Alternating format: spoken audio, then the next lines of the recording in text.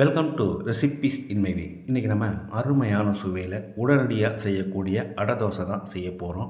அரிசி பருப்பு ஊற வச்சு அரைக்காமல் உடனடியாக செய்யக்கூடிய இந்த அடை தோசையை எப்படி செய்கிறது, இதுக்கு தேவையான பொருட்கள் என்ன பார்க்கலாம் வாங்க. பேனில் 1 டேபிள் ஸ்பூன் எண்ணெய் ஊற்றிக்கலாம். 1/2 டீஸ்பூன் சீரகம், மீடியம் சைஸில் 2 பெரிய வெங்காயம் பொடியாக நறுக்கினது, 2 பச்சை மிளகாய் பொடியாக நறுக்கினது, 2 கொத்து கருவேப்பிலை பொடியாக நறுக்கினது. வெங்காயத்தை கண்ணாடி பதத்துக்கு வதக்கிடலாம். வெங்காயம் இந்த அளவுக்கு வதங்கினது போதும் 1/2 டீஸ்பூன் மஞ்சள் தூள், 1 டீஸ்பூன் மிளகாய் தூள், 1 டீஸ்பூன் மல்லித்தூள், 1 டீஸ்பூன் கரம் மசாலா, ஒரு 10-15 செகண்ட் இதை பிரட்டி விட்டுடலாம். இப்போ ஸ்டவ் ஆஃப் பண்ணிவிட்டு இதை எடுத்து ஆற வச்சிடலாம். பேனில் 3/4 கப் அளவுக்கு ரவை, அளவான தீயில 1 நிமிஷம் இதை வறுத்துக்கலாம்.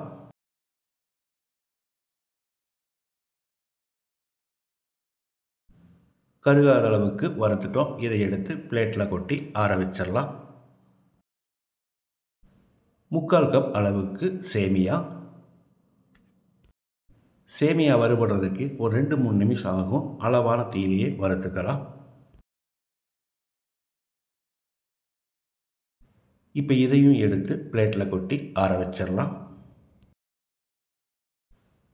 1/2 கப் அளவுக்கு அரிசி மாவு, இதையும் 1 நிமிஷம் வறுத்துக்கலாம்.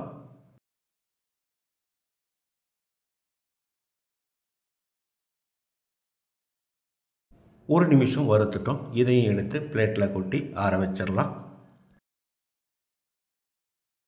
இது நல்லா ஆறின பிறகு ஒரு பவுலில் போட்டு வச்சுருக்கேன்.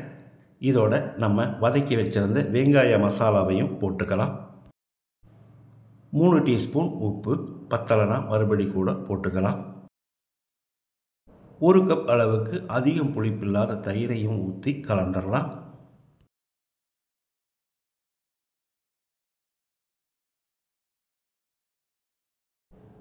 இதோட 1 கப் அளவுக்கு தண்ணி ஊற்றிக்கலாம். 4 கொத்து மல்லித்தழையை நறுக்கி வச்சுருக்கேன், இதையும் போட்டுக்கலாம். அதே அளவுக்கு புதினா இலையும் நறுக்கி வச்சுருக்கேன், இதையும் போட்டு கலந்து விட்டுடலாம். ரவையும் சேமியாவும் ஊறுறதுக்கு தண்ணி பத்தாது. ஒரு 1/2 கப் அளவுக்கு தண்ணி ஊற்றி கலந்து விட்டுடலாம். இது ஒரு 20 நிமிஷம் ஊறட்டும், மூடி வச்சிடலாம்.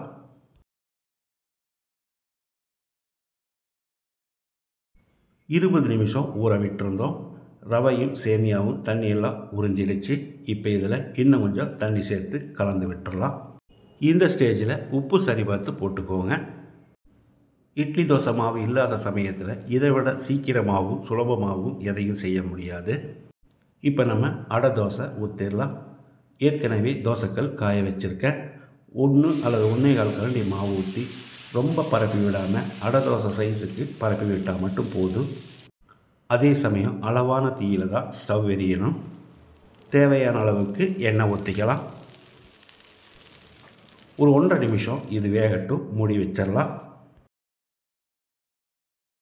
1.5 நிமிஷம் வேக விட்டுருந்தோம். இப்போ திருப்பி போட்டுடலாம். திருப்பி போட்ட பிறகு லேசாக அழுத்தி விட்டு 1 நிமிஷம் வேக விட்டுடலாம். அருமையான சுவையில் ரொம்ப சுலபமாக நான் செஞ்சுருக்கிற இந்த சேமியா அடை தோசை வெங்காய சட்னி, தேங்காய் சட்னியோடு சாப்பிட்றதுக்கு ரொம்பவே பிரமாதமாக இருக்கும். இதே மாதிரி இதே அளவுகளோடு நீங்களும் செய்து பாருங்கள். இந்த வீடியோ பிடிச்சிருந்தா லைக் பண்ணுங்கள், கமெண்ட் பண்ணுங்கள், ஷேர் பண்ணுங்கள். சப்ஸ்கிரைப் பண்ணாதவங்க சப்ஸ்கிரைப் பண்ணுங்கள். மறக்காமல் பெல் பட்டனை கிளிக் பண்ணுங்கள்.